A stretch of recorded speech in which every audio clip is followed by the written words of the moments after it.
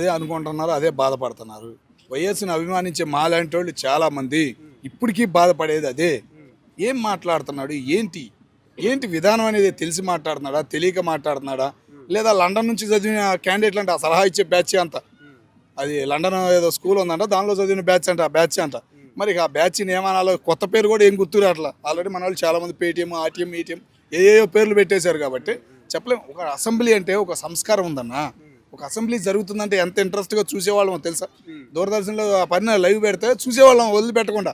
రాజశేఖర్ వేసే సైగల సెటైర్లు కానీ, చంద్రబాబు మాట్లాడే మాటలు కానీ బాగుండేది. ప్రతి నాయకుడు అక్కడ ఎవరికో వాళ్ళకి మధ్యలో అవకాశం ఇస్తే వాళ్ళు మాట్లాడేది, ప్రతి మాటకే ఒక అర్థం ఉండేది. బయటకు వచ్చేవాళ్ళు స్నేహంగా ఉండేవాళ్ళు. కాంగ్రెస్ పార్టీ సీనియర్లే అన్నవాళ్ళు, రాజకీయంలోకి ఒకేసారి వచ్చిన వాళ్ళు వాళ్ళిద్దరు.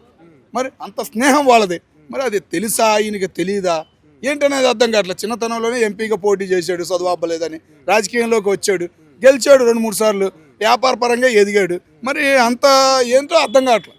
మన ఏంటంటే ఏడుపు, ఒక ఏడుపు అన్న. ముఖ్యంగా చెప్పాలంటే కులం పిచ్చి, కులం ఏడుపు కొద్దిగా ఉంది. అది పోవాలి. అది పోతేనే చంద్రబాబు లాగా పేరు తెచ్చుకోగలడు, లేదా వైఎస్ రాజశేఖర రెడ్డి లాగా పేరు తెచ్చుకోగలడని మేము అనుకుంటాం.